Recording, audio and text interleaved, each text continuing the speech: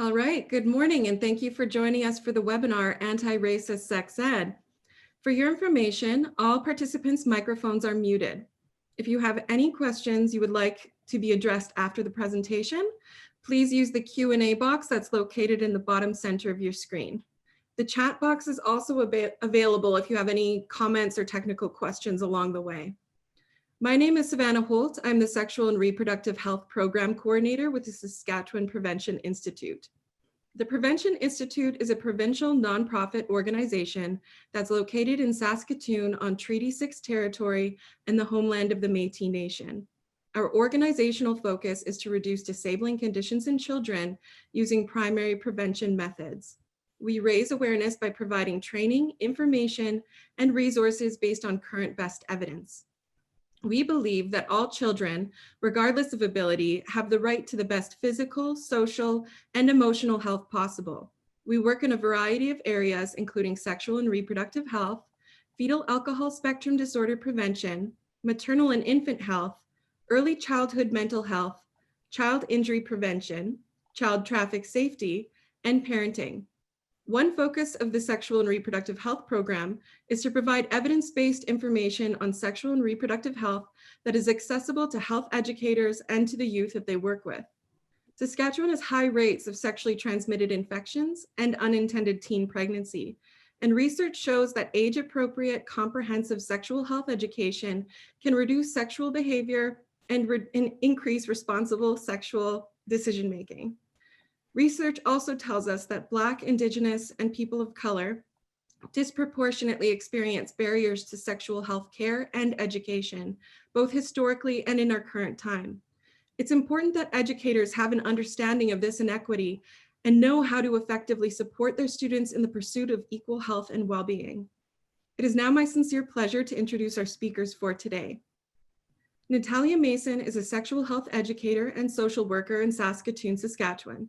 She holds a BA in psychology from the University of Saskatchewan with a minor in women's and gender studies and a Bachelor of Social Work from the University of Regina.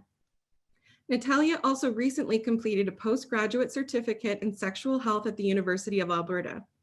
She's currently completing a master's degree in women's gender and sexuality studies at the University of Saskatchewan. Her graduate work focuses on reducing social and emotional barriers to condom use for adolescent girls. Natalia is extremely passionate about sexual health and currently works as the Education and Outreach Coordinator at Saskatoon Sexual Health. She's a lifelong member of the Girl Guides of Canada and is dedicated to social justice and reproductive rights for women and girls. Delilah Kamahanda is the new Sexual Health Coordinator with Saskatoon Sexual Health and Out Saskatoon. She's an Ugandan American born and raised in the Washington, D.C. area. Her work centers sex positivity and inclusivity. Delilah hopes to make sexual health accessible and intersectional. Welcome, Natalia and Delilah. Good morning. Thanks for having us. Let's just get this screen share going real quick here.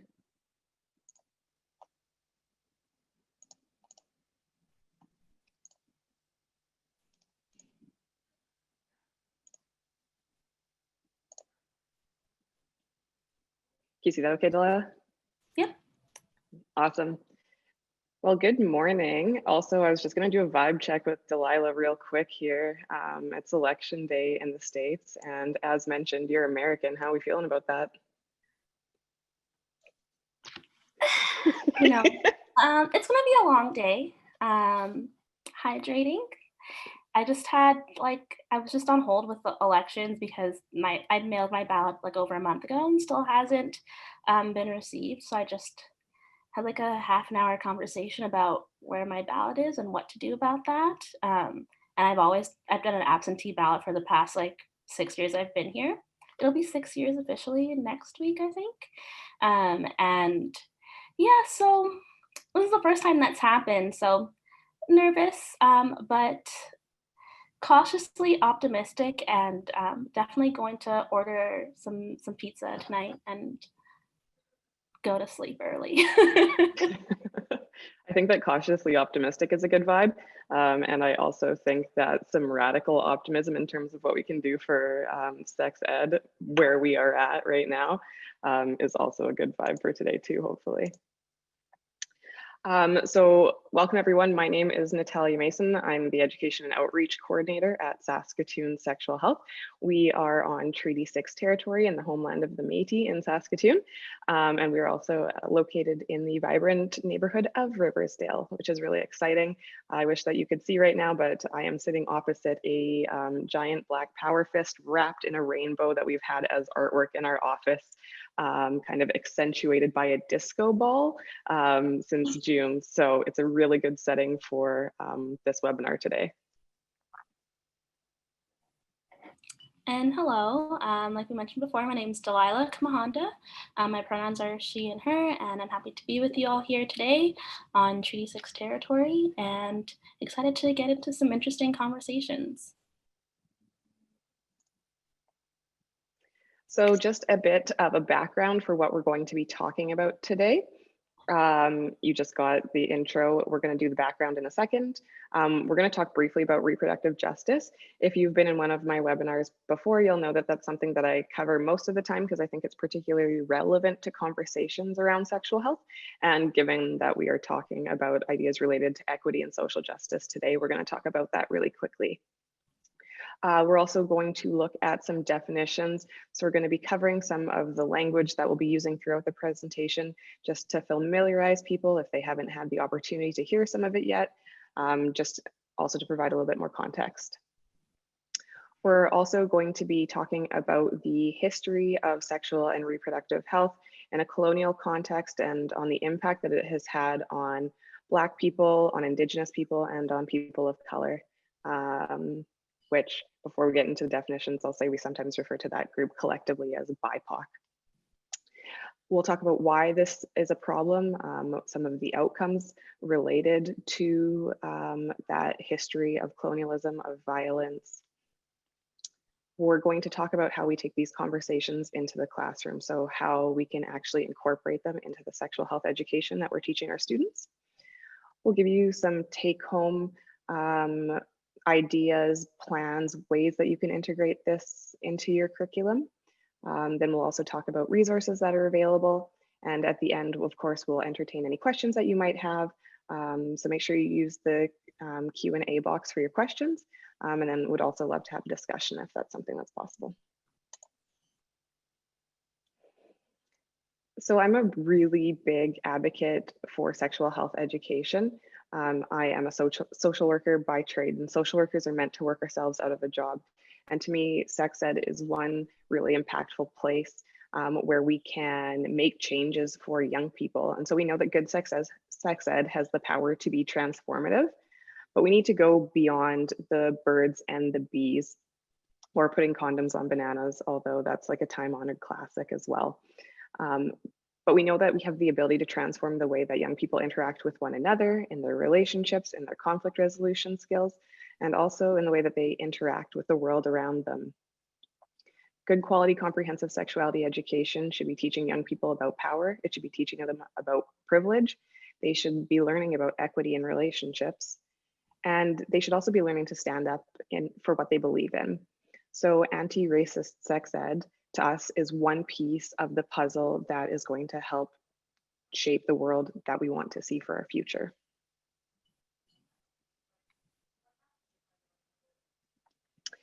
So Delilah and I both work for an organization called Saskatoon Sexual Health. We've been serving Saskatoon and the surrounding community since 1971. In terms of services that are available in our office, we provide sexual health education, and that's to schools in Saskatoon and the surrounding area. We also provide birth control counseling and prescriptions. We do STI testing and treatment, PAP tests. Our clinic is an inclusive clinic, so for people who might be a non-binary, trans, it's a really good place to get access to PAPs that are gender affirming. We also have sexual health resources and information, and I'll hopefully remember to mention this more than one time, but we've just put a whole plethora of resources onto our website. So they're under the education tab, and you can find different resources on teaching sex ed in Saskatchewan. We will also be putting a resource up on anti-racist sex ed by the end of the day. We were ambitious this weekend, but not quite ambitious enough, so it's not quite finished. We also sell sex toys and condoms. We offer pregnancy testing, pregnancy options counseling, and medical abortions. And we also have a PrEP clinic that we're really proud of. So this idea of reproductive justice is something that's fundamental to us as an organization. It's about the impact that the social determinants of health and structural inequalities have on individuals. So in Saskatchewan, we know that our health outcomes related to sexual health are just really, really poor. We have the highest HIV infection rate in the country. We have the highest hepatitis C infection rate in the country. Out of the provinces, we have the highest gonorrhea rate. We also have the highest teen pregnancy rate and the second highest sexual violence rate among the provinces. So we know that this is an issue that's impacting not just young people, but our entire community. And access to reproductive health is going to be impacted by factors like gender, like poverty, like access to education, the quality of sex ed that you got in school, whether or not you had an adult that you could rely on for this information. On culture, whether or not you're able to access sexual health education or information about your reproductive health that is culturally relevant, culturally appropriate, or culturally safe. Disability, colonization. We're going to be talking about colonization because that's kind of the root of a lot of the evils when we're talking about anti-racist sex ed. But we know that Saskatchewan and Canada have a really long history of colonization.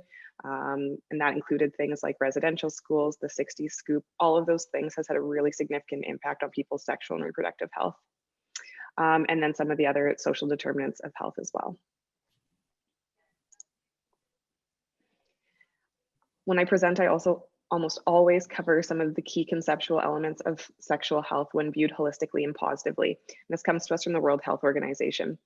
The reason that I like to discuss them before going into any conversation about sexual health is just as a reminder that sexual health isn't only about not having STIs and not being pregnant if you don't want to be. It's about having safe, pleasurable experiences and being able to exist in a world where you're free to make choices about your sexuality that feel right for you. And so some of the elements that I'm going to highlight here are respect, safety, and freedom. So the fact that sexual health involves respect, safety, and freedom from discrimination and violence. Human rights, sexual health depends on the fulfillment of certain human rights, your right to participation, your right to inclusion, your right to privacy. And also diversity. So sexual health is expressed through diverse sexualities and forms of sexual expression. When we talk about diversity, we're often talking about diversity for the queer community, but I think that starting to clue in on that idea of diverse sexual experiences because of cultural and faith and religious backgrounds is also really important. And the last piece there is context. And I think that context is so important in any conversation where we're trying to change the way that we think about something. But recognizing the fact that sexual health needs to be understood within specific social, economic, and political contexts. And that's why for us in Saskatchewan, things that we find as solutions are going to vary really differently than something that might be a solution in a larger city like Toronto, or even differ from an American context. And so that's also part of the reason why I'm excited to have this conversation today, is that we get to look at anti-racist sexual health education from a Canadian perspective more specifically.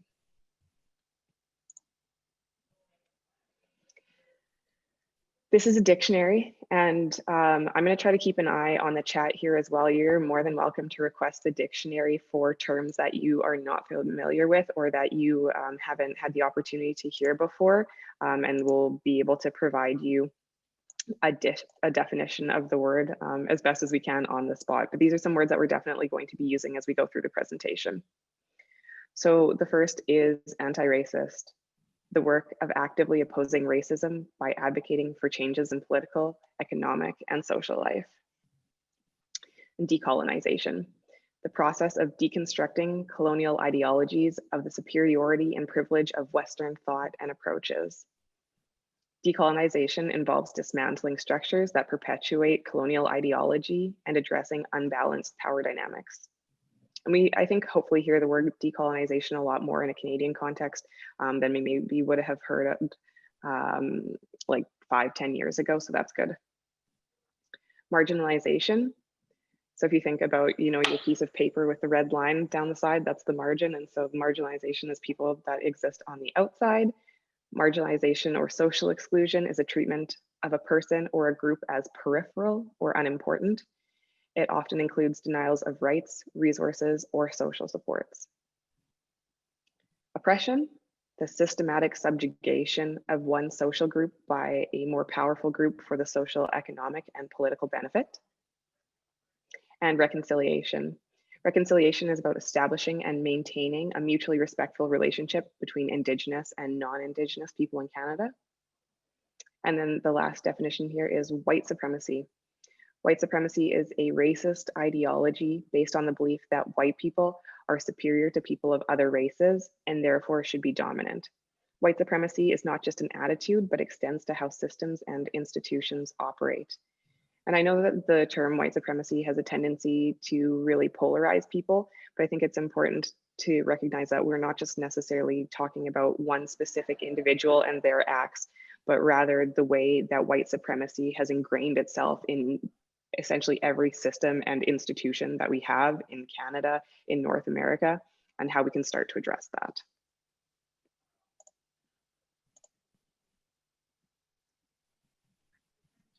All right, so we'll talk a little bit about the history of racism within sexual and reproductive health, and kind of give a little bit of a background to how this has occurred in the past and in the present.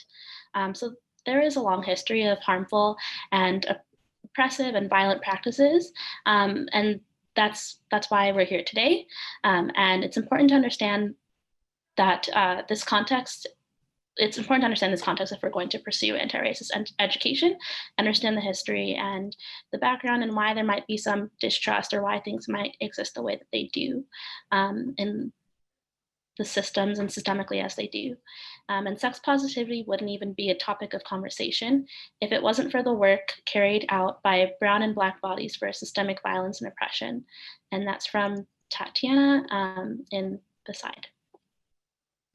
All right, so first I would like to give a little bit of a trigger warning that in these examples of racism in healthcare and in sexual health and reproductive health, I will be talking a bit about sexual violence and enslavement and exploitation and things of that nature. So just be aware of that and take time if you need. So the first example, we're going to talk a little bit about exploitation of enslaved BIPOC. And I think it's first important that I state that slavery did exist in Canada in very similar ways to how it existed around the world and in the States. And a lot of people aren't familiar with the history of slavery in Canada, but just so we know that this is, I'm mostly talking about in the Canadian context here. And this is until it was abolished through emancipation in the late 1800s by the British Empire. And so enslavement was often tied to power over sexuality and reproduction. For example, in public slave auctions, there would often be nude people.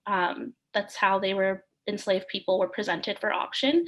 And part of the purchasing process, if you will, included a physical examination to determine reproductive ability and fertility and things of that nature. And so enslaved people were subjected to violence, assault, forced abortions, and even experimentation, as we'll talk about soon. And sexual violence was used as a means of not only pleasure for people who owned enslaved people as property, but also for economic gain. Because the more people you have to perform labor for you for free, the more output you get, the more economic gain, the more status, things of that nature. And BIPOC, which I think Natalia mentioned, stands for Black, Indigenous, People of Color, were viewed as property, so mistreatment was considered illegal, or was not considered illegal, was not considered illegal. It was a legal practice, and they really had no right to protest or speak out against these things. And so an example of that is Lydia Jackson in Nova Scotia. And Lydia Jackson was a Black loyalist, which means that her and her husband basically said that they would devote themselves to the British Empire, and in exchange for that, they were offered freedom in Canada, which was still a British Empire after the American Revolution. And so they moved to Canada and became free people, and she was actually sold back into slavery once she arrived in Nova Scotia and was impregnated by the person who was enslaving her. And Dr. Bullman and his wife beat her and physically assaulted her multiple times when she was at the end of her pregnancy, I think about 9 months, and that led to a miscarriage. And so they basically beat her into a forced abortion. And when she presented this case to the court, they said that she had no right to claim that it was illegal or mistreatment because she was deemed property. And so she's become a symbol of oppressed women of African descent in Nova Scotia. And she was one of the first people who left Nova Scotia in the late 1700s to go to Sierra Leone and basically move back to Africa.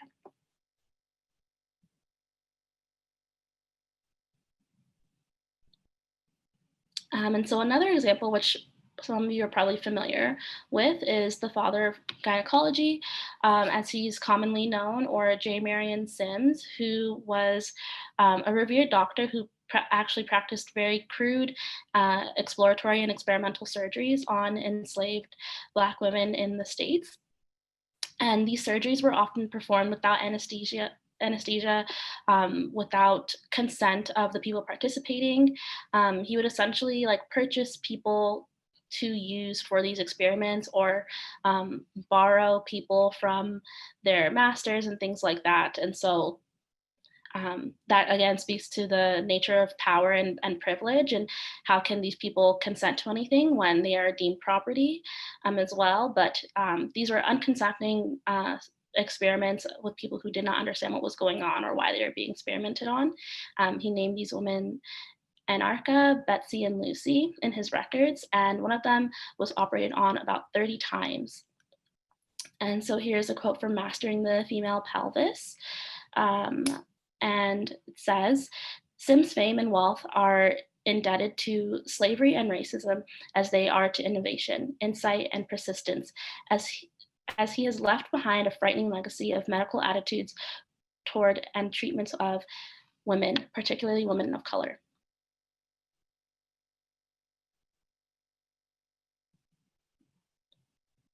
Another example is from Tuskegee, and some of you might be familiar with the Tuskegee syphilis experiment or trials, which went on from 1932 to 1972.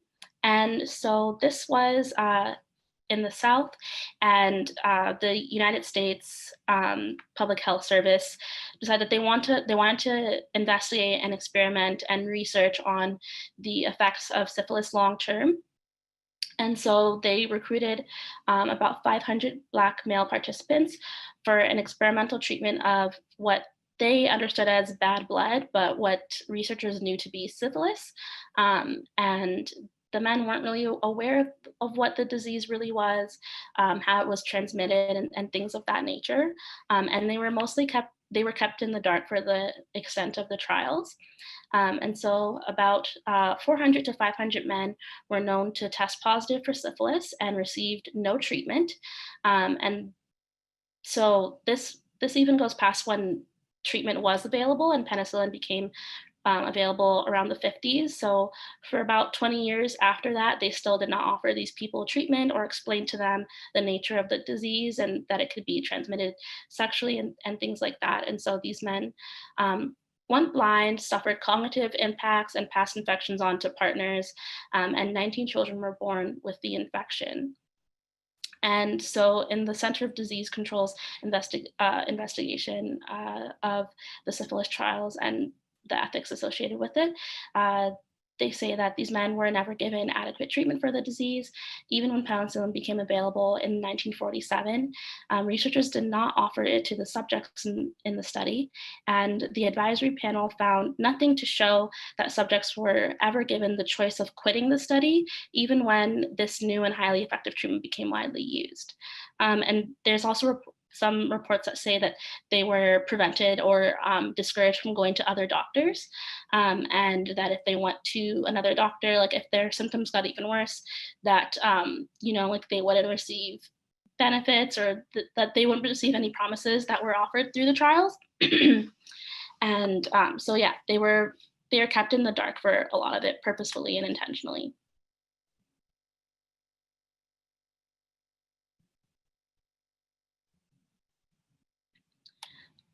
And another example is in Puerto Rico, and how birth control became readily available through experiments there as well.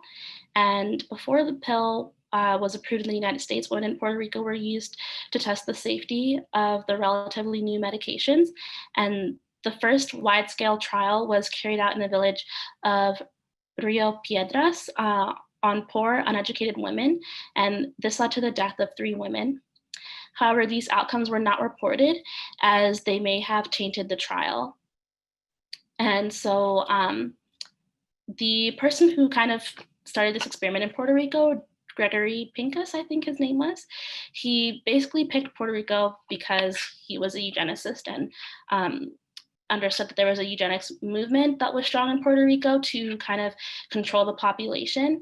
And even though it was a highly Catholic population, they were doing whatever they could, including what they would call la operación, which was sterilizing operations on women to prevent them from getting pregnant again, or to prevent them getting pregnant at all. And some of these experiments were done without their knowledge or consent on the long-term effects of the operation.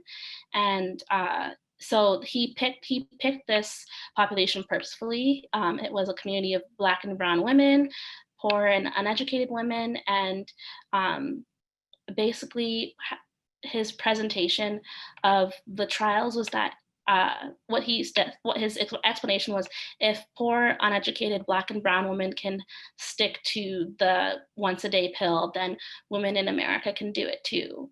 And so it was very racialized and predatory, the experiments that he did and the reasons for the experiments as well.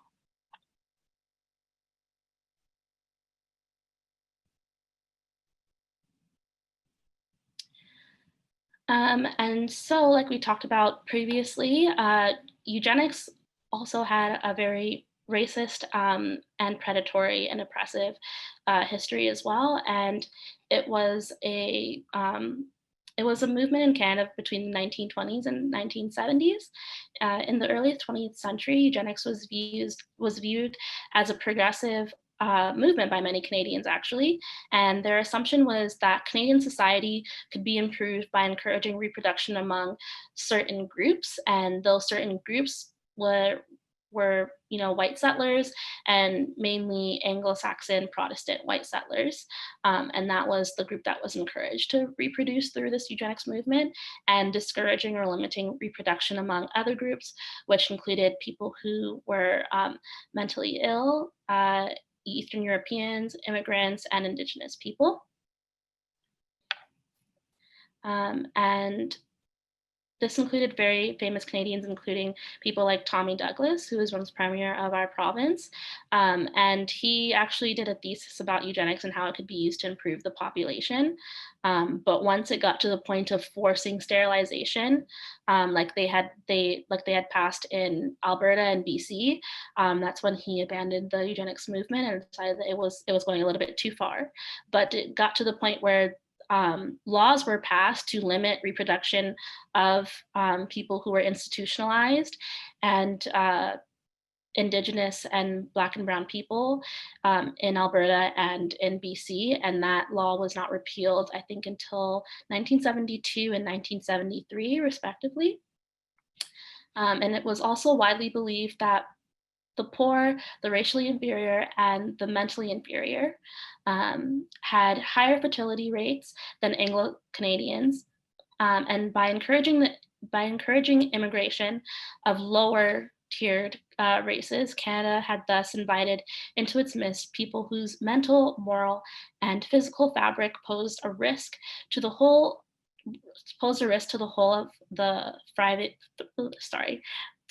of the striving and ambitious Canadian project.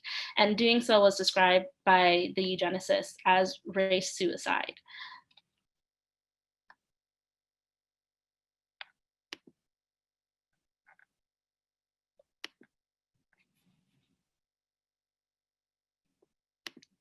Oops, sorry, one second. All right, and so like we talked about, part of this eugenics movement was passing laws that allowed sterilization and limiting fertility of people who were deemed lesser or unfit. And for a lot of, and so in Saskatchewan, that never materialized in actual law, but it was a common practice, especially within residential schools and within the healthcare system, as we'll talk about right now. So in 2015, media reports surfaced indicating that many Aboriginal women were coerced into having tubal ligations in Saskatchewan. And in July of 2017, in response to these allegations, the Saskatchewan Health Authority released a report which highlighted pervasive systemic racism in the healthcare system and detailed the experiences of Aboriginal women from Saskatoon and surrounding areas who had reported being coerced into having these tubal ligations. And so this is from Alyssa Lombard, who is the legal representation for the women who are filing a lawsuit. I think it's about 100 women who have come forward and have joined this class action suit. And she said some of the women involved in these situations did not realize that physicians, nurses, other healthcare professionals, or the government could not make decisions about them or their bodies. And it's important to highlight how traumatizing these practices have been and how difficult it is for women to come forward and talk about and disclose what happened to them. So a lot of women were used to systems that controlled them and oppressed them. And so they didn't really see anything wrong with this until they were informed that this was not legal and was an example of systemic racism within healthcare. And a lot of these women they did it as, they were either weren't aware or they were coerced and blackmailed into doing this. For example, someone reported that they were blackmailed by social workers into getting tubal ligation and said that if the women made sure that they could not have any more kids and get pregnant again, that they would allow them to have access to their children that had been apprehended or were in the foster care system.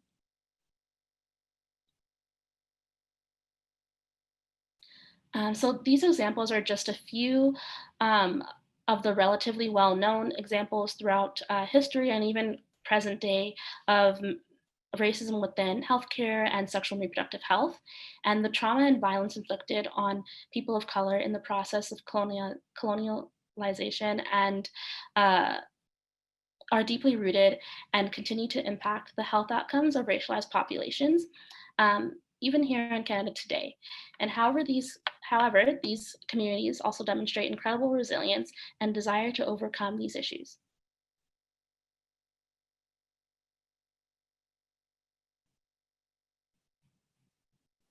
Unmute myself there. Okay, so a little bit more discussion and analysis as we incorporate this historical context into where we are at in a more modern context.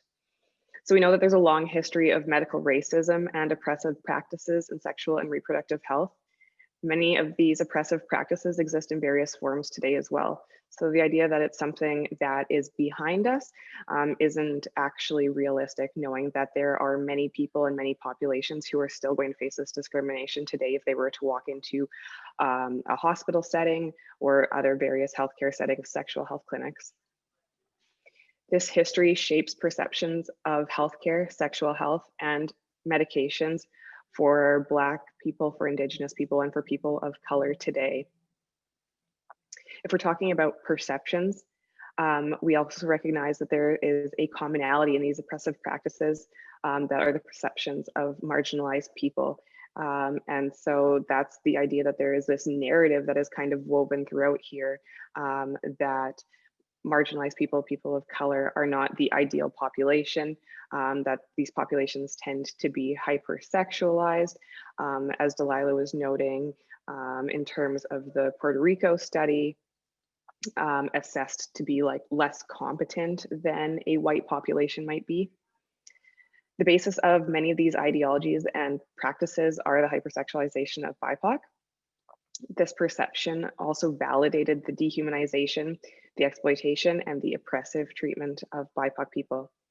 Moreover, they include the view of BIPOC and other marginalized people as burdens to society. And in doing research for this presentation today, I was reading a really interesting article, I think that was in Parent Magazine or something like that,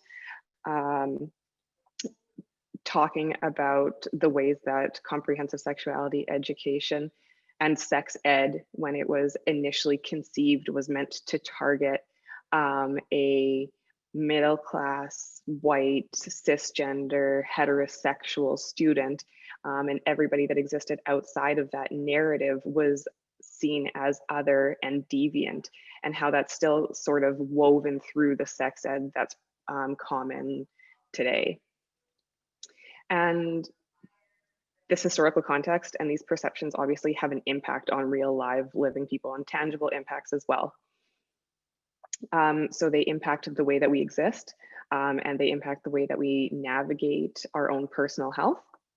We can't ignore the impact on the way that BIPOC people are perceived in health, in terms of their sexuality, in terms of existing in a dating world. So we know that there is a need for trauma-informed, culturally responsive, and honest education and sexual health. And Delilah is going to give some examples here of tangible discrimination or outcomes kind of related to that historical context.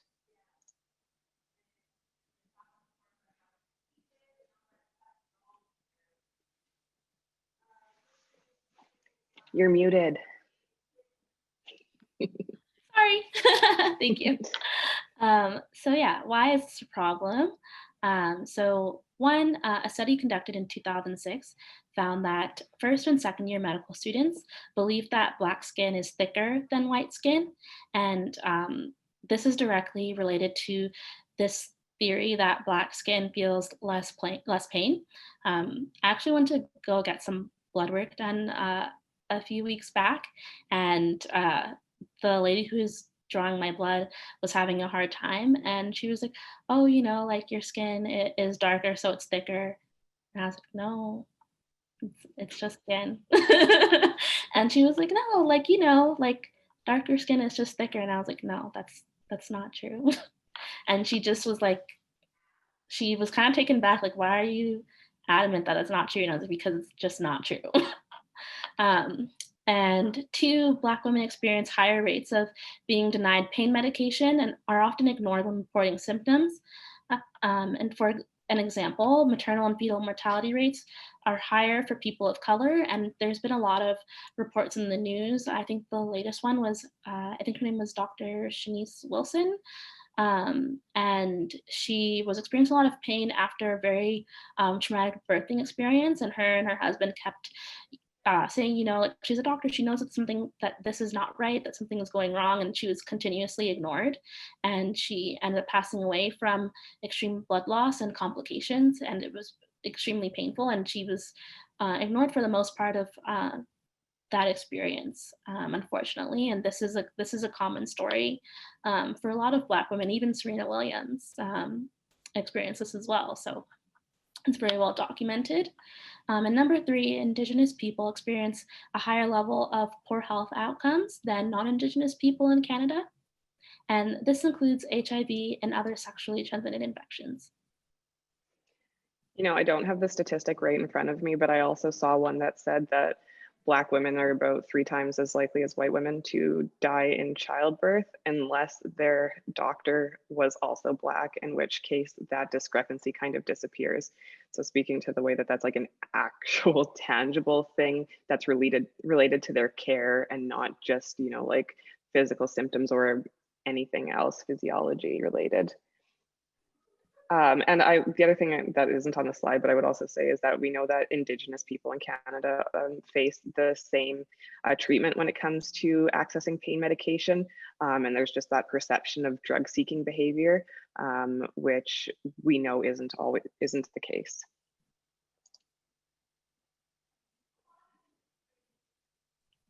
Oh, is this one me? It is, sorry.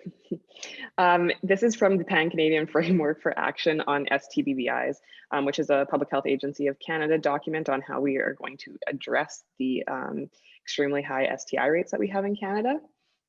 And I was exceptionally pleased when I read this specific paragraph in the framework, because it speaks to the fact that STIs aren't just about access to testing and partners and all of those things, that there are other systemic factors at play.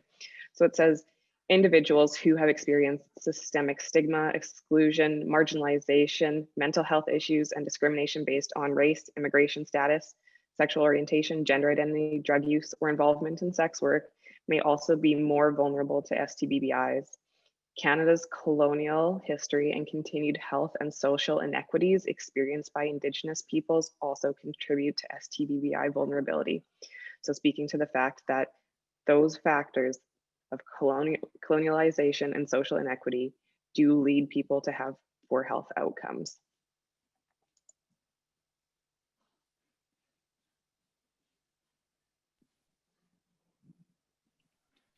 So how do these things affect access to sexual health?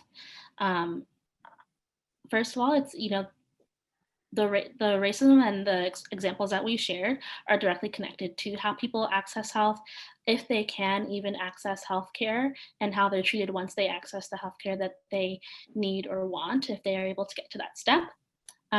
So one thing that's connected to this is stigma, stigma around race, around accessing sexual health, around sexuality and gender identity, distrust of the healthcare system among BIPOC. For example, like with the syphilis trials, like a lot of the men involved were led to believe that this was, you know, a medication or like a way to cure what was going on with them, which they didn't understand, or vaccination and things like that. And so it creates a lot of distrust around pharmaceuticals, medication, vaccination, and things like that. Educational systems perpetuating colonial and supremacist structures. Issues in current sex ed models, which make it less accessible to BIPOC students, but also less relatable to them as well, and language barriers.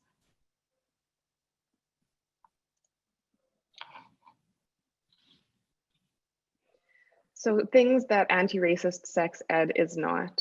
It is not colorblind or raceless. And we know that we still hear people even within progressive circles saying that they don't see color. But if we don't see color, then we are not able to see the impacts that race has on people's lives. A raceless curriculum is the opposite of anti-racist education. Unfortunately, lots of curriculums still adhere to this racelessness. So I think I would be quite confident in saying that if you looked at the sex ed curriculums across Canada, it's going to be pretty unlikely for most of them to mention factors that are going to be related to race. A raceless curriculum omits discussion of difference and social issues, while anti-racist education is built on interrogating systemic factors. Anti-racist sex ed is not only for BIPOC students. Anti-racism doesn't exclude people who identify as white. Whiteness is also racialized, although it's often perceived as a norm, default, or neutral. All students need to be aware of racism and discrimination and equipped to recognize it and combat it. And in that same article that I was reading in Parent Magazine about anti-racist sex ed, they were talking about this idea that students in communities like core neighborhoods, inner city communities, that kind of thing, are often seen as being more in need of sex ed because of that hypersexualization and that perception that they are more likely to, be experiencing teen pregnancy and whatever else. And so it's really important to recognize that this education is important for all students. And it's also not multiculturalism. Multiculturalism isn't the same thing as anti-racism. While multiculturalism focuses on a superficial or celebration of culture, it does so at the expense of in-depth discussions on systemic issues. Multiculturalism avoids the sometimes painful discussions of resistance, colonialism, racism, and imperialism.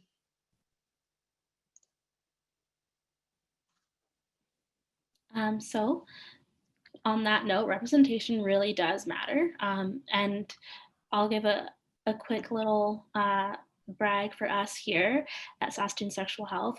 Like we said, we have some resources up on our website. And in our resources, we have like some scenarios or examples and classroom activities. And we try to make sure that the little characters or scenarios include people of different gender identities and races and ethnicities and things like that. So anti-racist sex ed considers the experiences of all students in the classroom, and they should see themselves in the resources that are handed out and the videos that they watch, and they should hear discussion that include stigma, discrimination, and the impacts on race and sexual health, and they should feel included, valued, and respected by their teachers and by their peers. I'll also say that I was talking to people in the College of Medicine, and they were saying that they don't really see things with darker skin tones, or like they didn't know what certain things were supposed to look like on darker vulvas like we have here. And I have on my, I don't know if you guys can see them, I have on my vulva earrings. They are very hard to find in this shade. Also, I was gonna give a shout out because I saw that Magali is actually on the call right now, but that specific vulva that you're looking at right now is a pedagogical teaching tool. And Magali has a really interesting blog post on her blog, and I'll find the link in a second, about how she had made genitals, and we really love her teaching tools here at SSH, and lots of them are just kind of bright, colorful, and not necessarily skin tones, because we know that there's historically been a problem with skin tones and that it's always just white skin tones.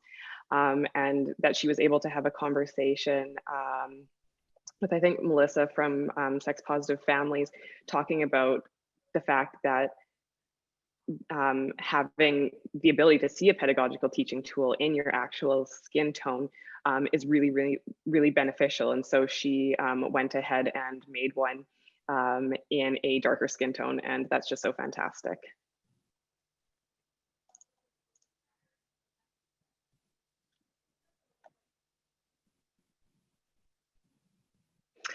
So if you are going to start to explore some of these conversations in a classroom setting, it's really important to first set the ground rules.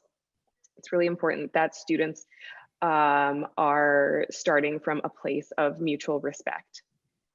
That might mean making a trigger warning statement like Delilah did at the beginning of our history section, talking about what respect looks like, what respect sounds like, what respect feels like, building a positive space, and also offering land or privilege acknowledgements. So just setting that context.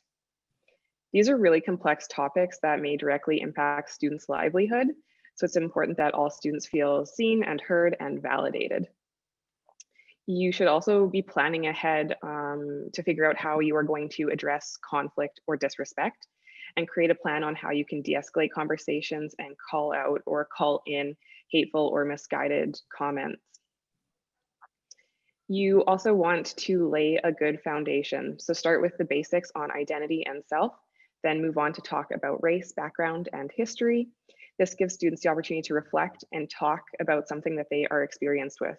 And like we mentioned before, each and every single student in your classroom is going to have their own identity. And often identities that are rooted in power or privilege are seen as without an identity, right? So like people of color are the only people who have a race, or people who are queer are the only people who have a sexuality, or people who are transgender are the only people that have a gender identity. And that's just not the case. So it's good for people to be able to place themselves contextually. Introduce key terms like anti-racism, oppression, and discrimination so the students understand what you're talking about. Also making sure that your understanding of that term is strong so that you can be communicating it to students effectively. Once you've got those basics established, then that's when you're ready to move on to more complex and nuanced topics. Building on that foundation should be a continuous process across disciplines or subjects. So this isn't stuff that just has to stay within sexual health education. You know, these can be conversations that you're weaving through your social studies curriculum, through your English curriculum, heck, if it comes up through your math curriculum as well. And then the last piece is making sure that you are open and honest. So creating space for open dialogue about how racism affects perceptions of BIPOC in sexual and romantic spaces. I know for me specifically, it wasn't until I got to university that I started reading bell hooks and then had the opportunity to think critically about the fetishization of Black women and how that had actually had a significant impact on my dating history, but wasn't something that I was aware of because that conversation had never come up for me. And discussing those perceptions in healthcare settings as well. And we could do an entire, I'm sure, week-long series on racism in the healthcare system and how that impacts people. Discuss the social, historical, and systemic factors that contribute to disparities in sexual health. Moreover, bring attention to how racism and discrimination relates to inequitable health outcomes. And also discuss advocacy and anti-racism. Discuss how those ideas can promote dignity and respect among peers, among partners, and within the community. And on a larger scale, how they can advocate for inclusive and anti-racist policies and practices.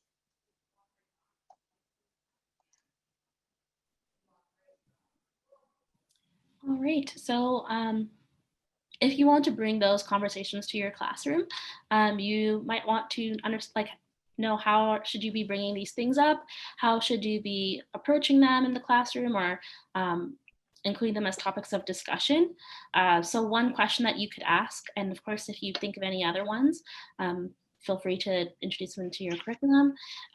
But first question that you might want to ask, how can identity, whether it's sexuality, gender identity, racial identities, ethnicity, affect people's interactions in healthcare?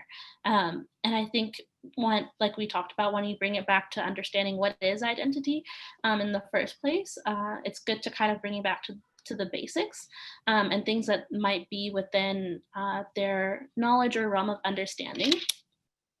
Another question you may want to ask your students or include in your curriculum is, how can identity affect people's social, romantic, and sexual interactions? And like Natalia talked about, we often see that the sex ed curriculum is raceless, but people don't exist in sexual interactions or society or romantic situations as raceless beings. Or as, neutral beings, whatever that might be, or the norm, which most people believe to be cis and heterosexual. We just don't exist that way. We're diverse peoples with different backgrounds and identities and histories and things like that.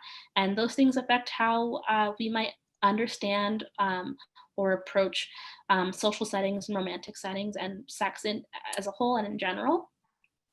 And so that's an important topic to bring up with your students because they might be experiencing things like that. I was talking with some young people the other day who said that they're in high school and a boy called one of the girl students the N-word, and the principal told her that he was just flirting with her. And so maybe that principal isn't here today and can learn a few things about how that's not how people should interact in romantic situations, if it was even a romantic situation. But these are things that your students are experiencing or have a intuition about, but don't understand necessarily their place in society where they're still figuring things out. They might not have read bell hooks or understand how fetishes work and things like that. So these are important conversations to bring up because they're things that they are experiencing in their daily lives, whether you talk about them or not. And so we need to equip them to know how to navigate these interactions. And third, what are stereotypes or fetishes in dating, and why are they an issue? If you ask most people, these are things that they can quickly identify. Stereotypes, fetishes might be a little bit harder for them to understand or identify, but understanding that fetishes aren't they aren't respectful or signs of love. They are rooted in colonialism and racism a lot. One good resource on this is Sister Citizen by Melissa Perry and Melissa Harris Perry, I think, and it talks about these different ideas of Black women that date back to colonialism and human zoos and slavery and things like that. It's a really good resource on Black womanhood and how that exists in these romantic interactions as well.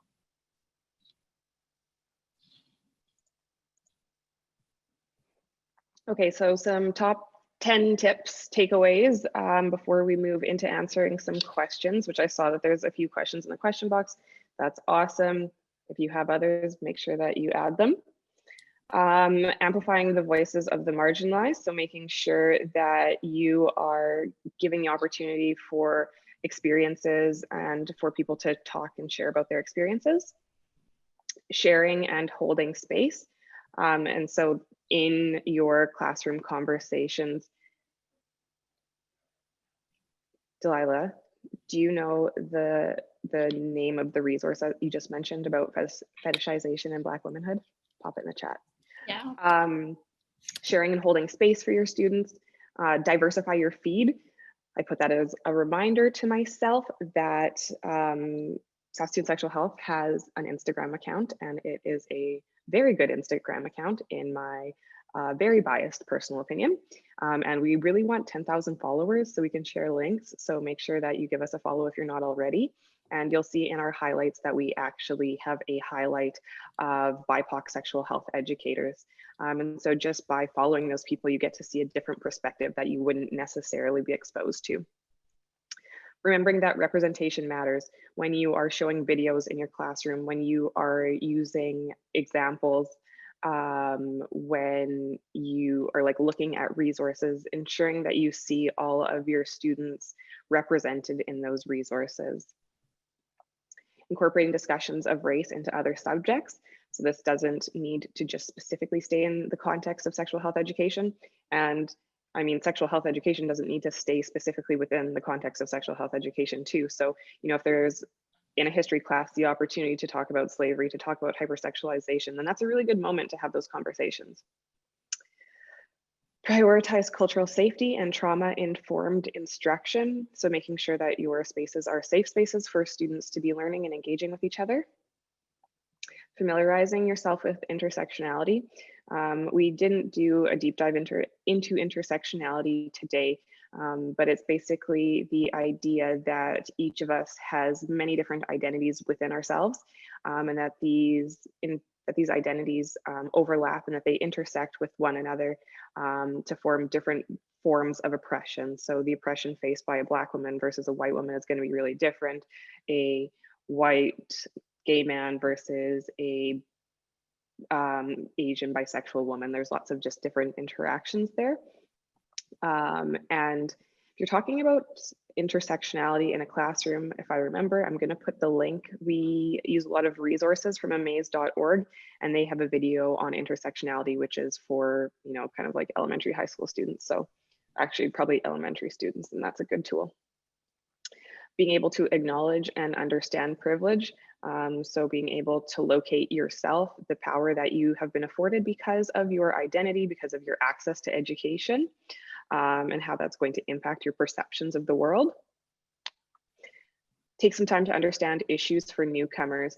Saskatoon Sexual Health actually has a sexual health program for newcomers that was developed in partnership with the Open Door Society. And in developing and delivering that program, we found a lot of struggles and issues that we weren't necessarily anticipating.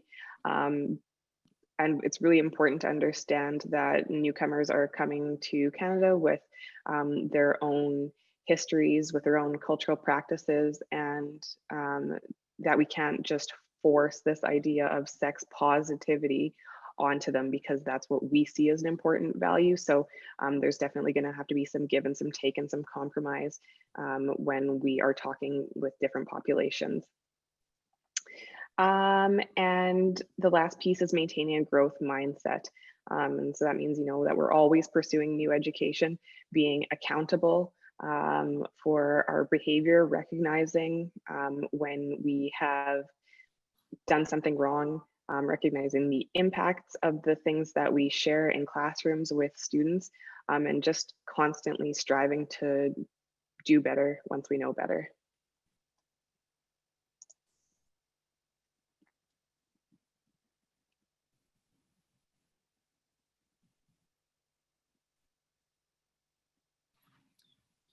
Okay, so what have we gone over today? First, to recap, we talked about the history of racism, exploitation, and violence, and oppression, and how it's linked to sexual and reproductive health, and how these traumatic events are not isolated, but are widespread issues that are all very connected to racism, colonialism, imperialism, misogyny, and are things that are still occurring today and still impacting people today, and how they access or relate to sexual and reproductive health. And second, racism within healthcare and reproductive and sexual health have a long-lasting impact. It affects health outcomes, access, education, attitudes, and perceptions of BIPOC within the healthcare system and within social and romantic settings as well. Third, comprehensive sex education is supposed to equip young people for the real world. And it also addresses discrimination and social justice. And so within this framework, there is a lot of potential for us to do more and to address racism and oppression and discrimination and prejudice. And responsive and honest and inclusive sexual health education needs to also include anti-racism within its framework. And fourth, introducing anti-racism into curriculums can start with small changes. It can start with representation. It can start with open discussions within your classrooms, addressing those difficult and complex issues that students might be facing. However, addressing policies and practices within your school or organization should not be neglected. Those are, of course, bigger steps and more complicated steps, but they are things that you should be considering because they also affect your students and how they relate to the content.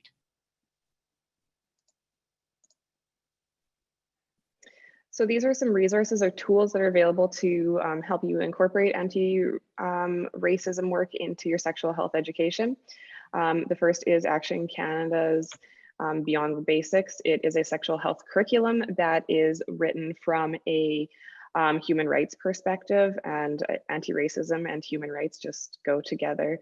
So would definitely recommend that resource.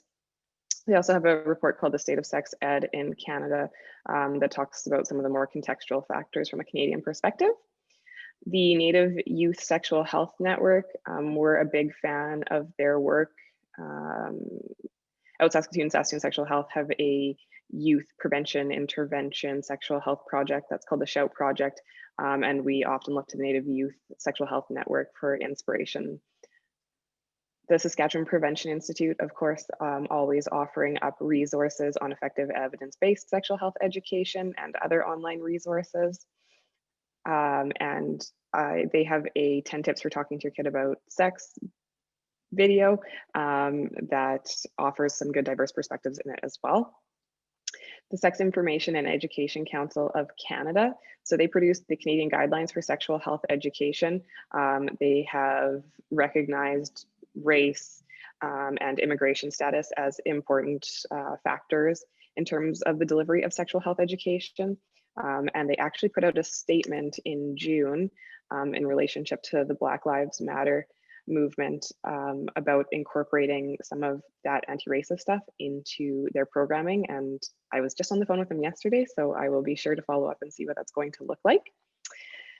And some educators, Karen BK Chan, always a favorite. BK is a Canadian educator and does training on anti-oppressive sexual health education. Dr. Tracy Gilbert, who is out of the United States, I don't remember which state specifically, but I included a link there. Delilah and I were able to participate in a sexual health virtual delivery conference that was put on by amaze.org a couple of weeks ago. And there was one session on anti-racist sex ed as a tool for social justice, and it was incredible.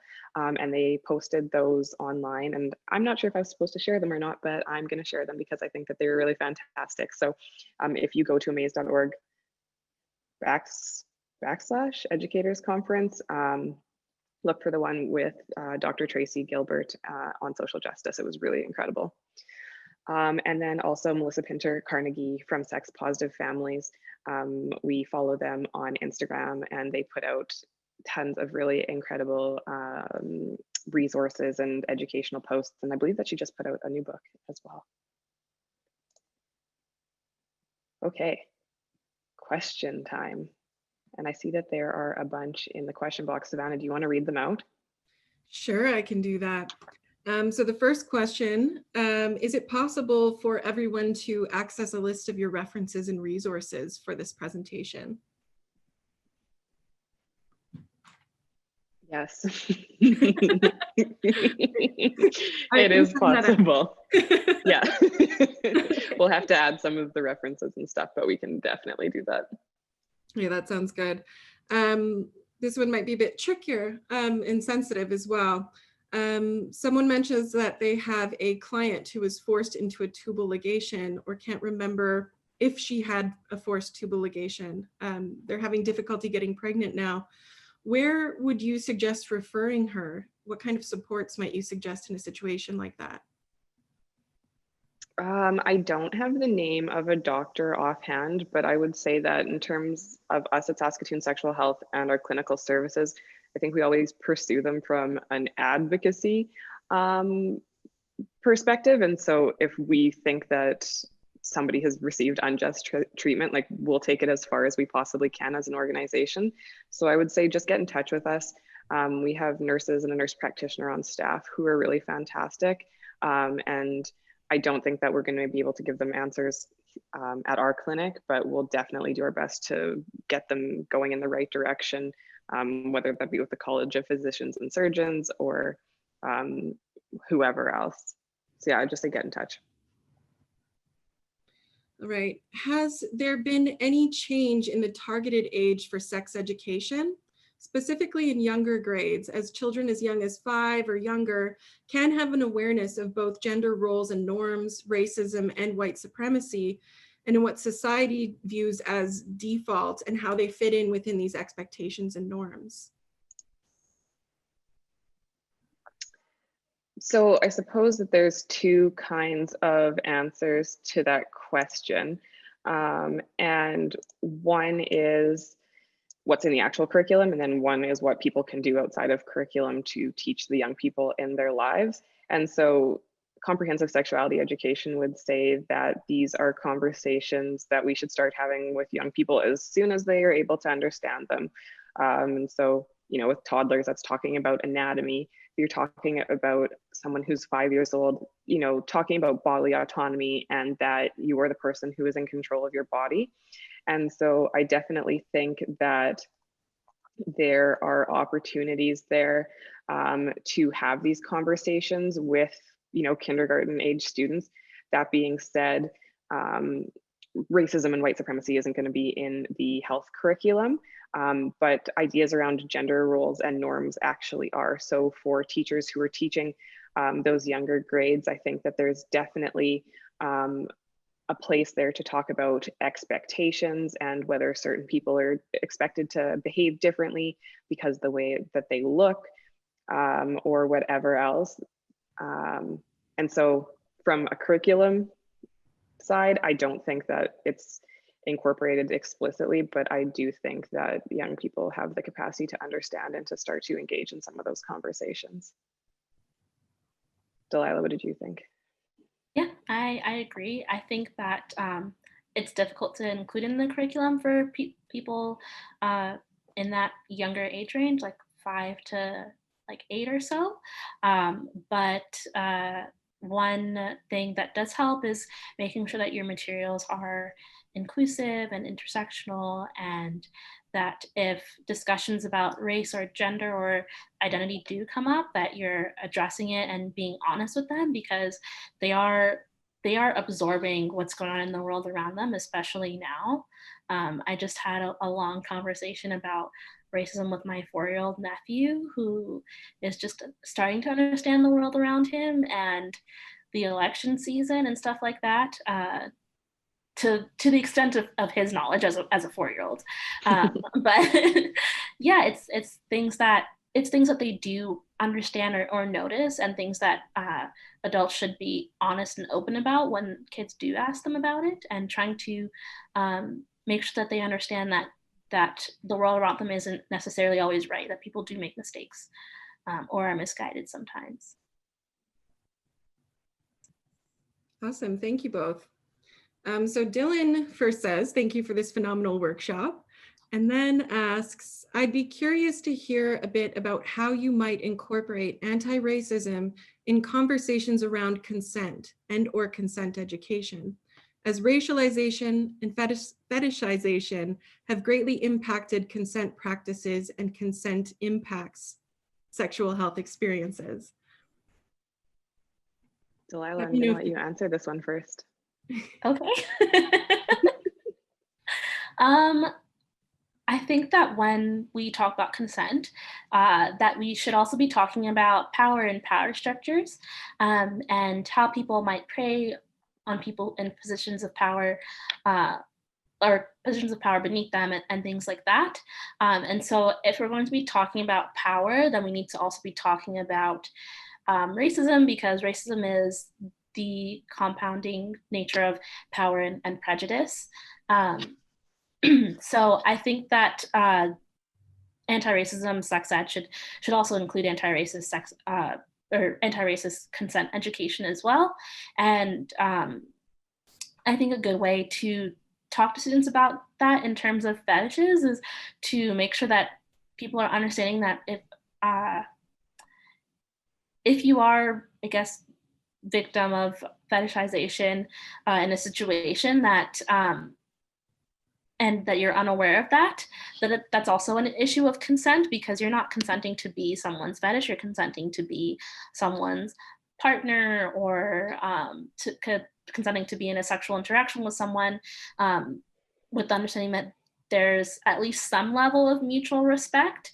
And so if this fetishization approaches the extent of dehumanizing you,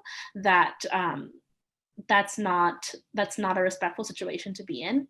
And so I don't know if I'm answering this question. I also just lost my train of thought, and now I'm just talking. So Natalia, you can jump in whenever you want. That's me answering questions all the time. And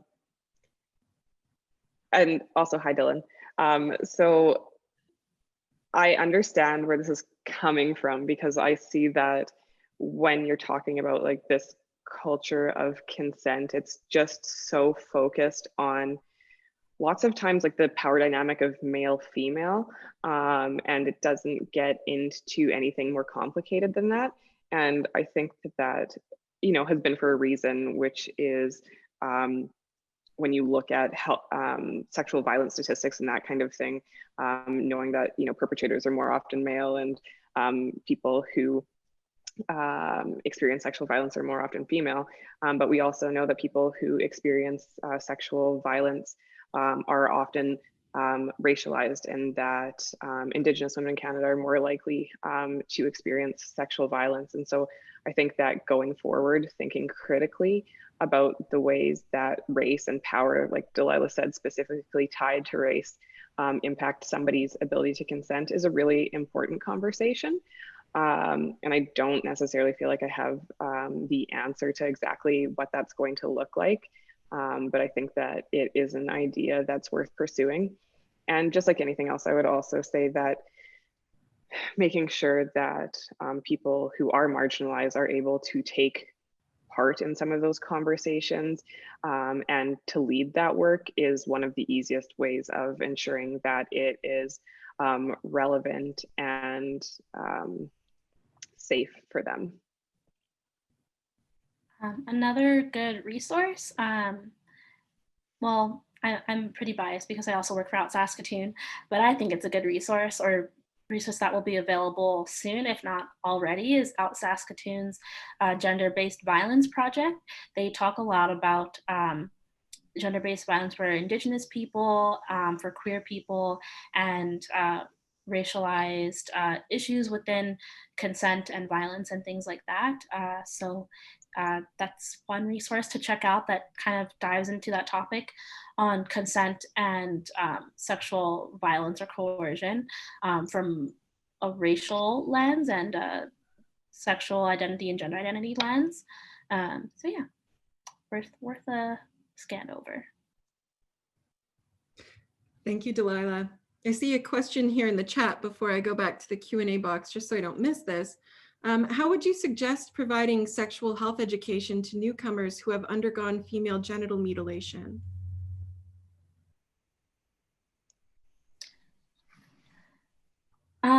I think I would start with making sure they understand what female genital mutilation is.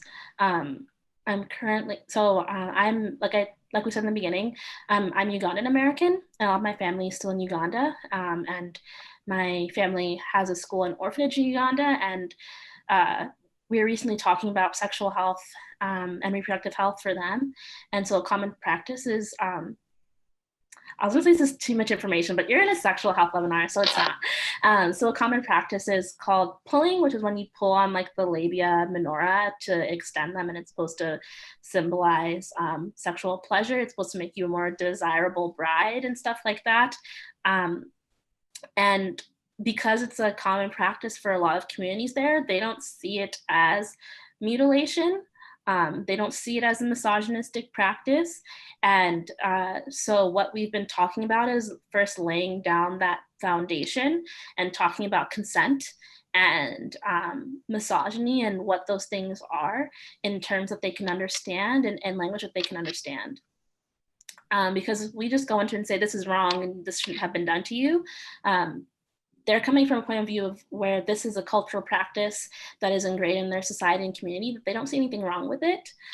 So that's kind of where, at least in our project, where we are, is laying that foundation to understand misogyny, and then moving on to understanding consent, and then understanding how to navigate conversations about sex and romantic relationships, and how to move forward with something that you might not, what might be odd to other people, or something that you maybe weren't consenting to when you were at the age where this practice was done to you.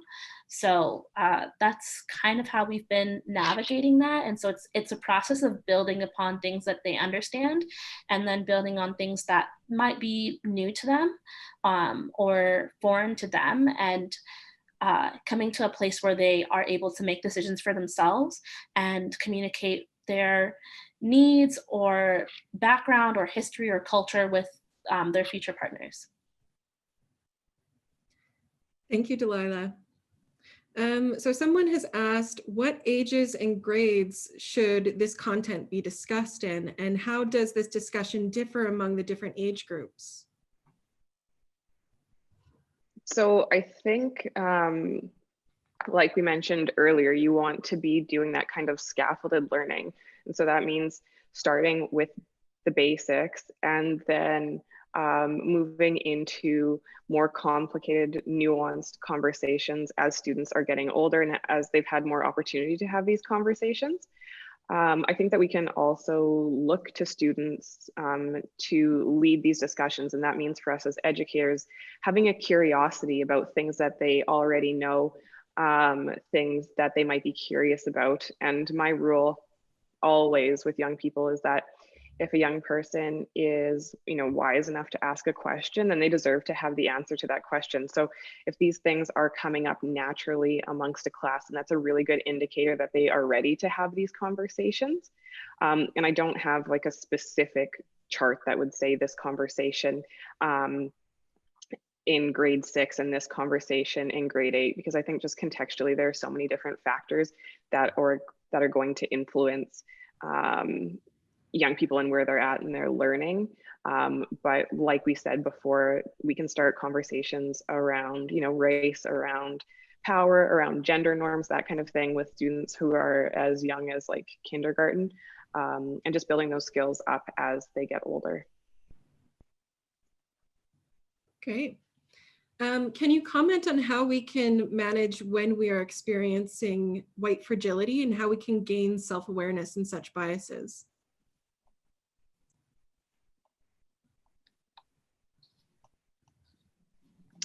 Sorry, I just like to be able to read the question as I'm answering it too, so I don't lose my train of thought. I don't know if I feel like I know how to answer this question on account of like white fragility isn't something that I personally experience. Savannah, do you have any thoughts on white fragility and how people manage it? I think it's it's a really tricky one for sure, especially considering what's going on. But I think the best thing you can do is to pause and consider what information is being presented to you, what's going on around you, what other people, what kind of feedback they're giving to you before you react, and consider what your reaction means or what it will mean for them. So it's really easy, I think, for a lot of people to get defensive when someone brings up a criticism or, calls them out on something. And what we need to do is really pause and listen rather than react. And so I think that's the only way we really can control or be aware of our white fragility without causing more damage or more harm. That's No, that's great. I was going to say that there's lots of books, and Dylan recommended White Fragility by Robin DiAngelo, which would be a great place to start. Sorry, Delilah, are you going to say something? I was going to say the same thing. I saw that Dylan added that, and I was just going to say that's the only thing I can refer you to, because I also don't experience it. But yeah, that one, and Me and White Supremacy and How to Be Me and White Supremacy by Layla Saad, and How to Be Anti-Racist by Ibram X. Kendi, I think his name is. Those are some good resources. And I think one thing that comes to mind is that when you do notice that you yourself are experiencing white fragility, to understand that the discomfort or the painful feelings that you might be feeling are things that BIPOC are encountering every day when they interact with the racist society that surrounds them, and that they don't have the choice to hide behind whiteness. They just have to keep existing and keep experiencing these things, or unlearning these things, or advocating for themselves in these situations. And I think that can be a humbling reminder. And I think too that the opposite of white fragility is that idea of a growth mindset, and that we're always just striving for better. And if you recognize the fact that it's not necessarily about you as an individual, but systems and bigger context, that it's easier to move through some of those things. I actually had a moment a couple of weeks ago where I was in another conference, a web conference, as we all live our lives that way now. And I had listed that the root problem with accessing good quality sex ed was like the white, cis, hetero, sexist, ableist patriarchy.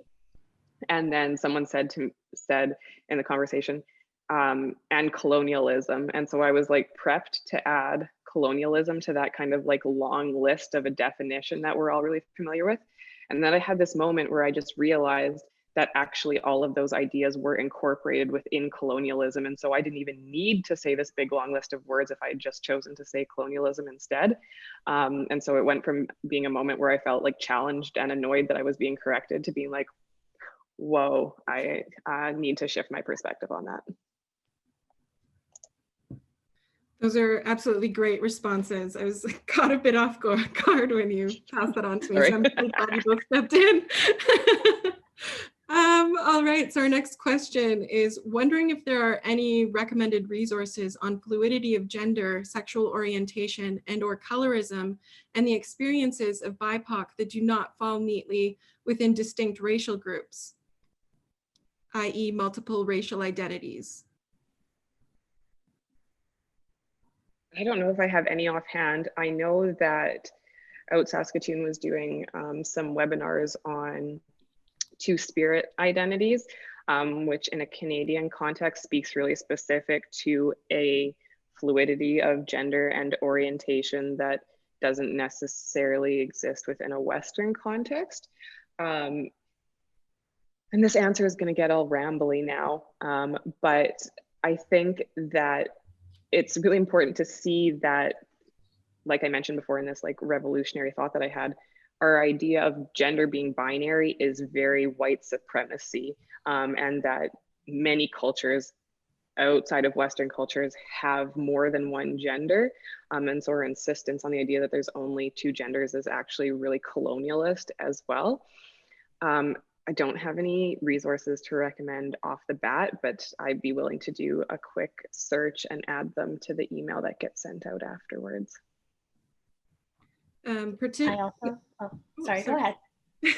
I just saw Patricia in the comments mention the genderbread person, which I think could possibly be a tool that could be adopted and include race and colorism as well.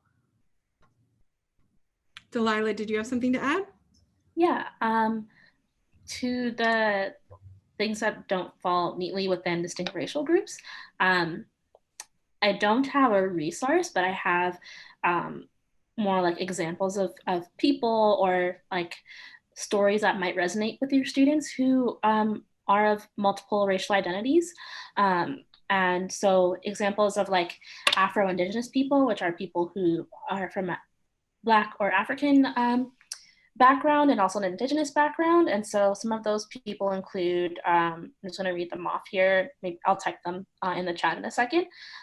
John Horse, Crispus Attucks, Radmilla Cody, who is a Navajo American model and activist for gender-based violence, actually. And then some queer Black activists to look into are Bayard Rustin, Nzinga Mbande, who is a queer queen of modern day Angola, James Baldwin, of course, Audre Lorde, you know, the faves.